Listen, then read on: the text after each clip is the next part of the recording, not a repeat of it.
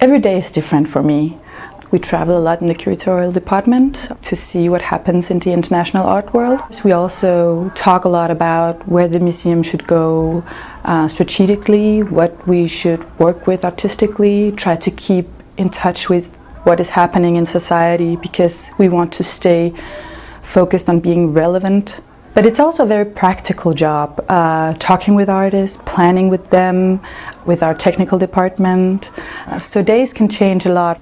As a curator, it's always the first huge exhibition you do that will stick in your mind because it's also been the one that has challenged you for the first time. And I did a large exhibition with the Danish artist Jeppe Hein in 2009.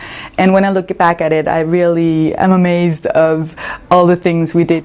We always try to give our exhibitions an extra dimension that people do not expect. And with the Westlang exhibition, we actually from the beginning had the idea of moving the entire studio to Aarhus, because then we would be able to give people a glimpse of a place where you do not normally come. We do not do exhibitions or acquire pieces for our own sake. It's always something that we want to have a relevance in relation to an audience and the broadest audience possible, trying to introduce them not only to the well-known classical art, but also to some of the new contemporary experiments, because they're also part of moving a society along. Within the last couple of years, we've experienced actually an increase in visitor numbers.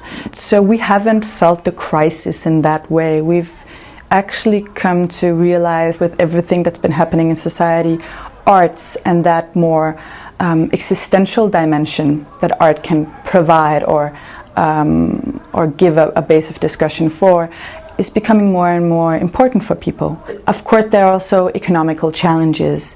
For us, we have a very high budget for our exhibitions because we're so ambitious. But we try to think in new ways. We try to do new collaborations with other institutions, with business life, and try to also communicate that we are a museum that do things in new ways. So we try to turn challenges into opportunities and keep very focused on that.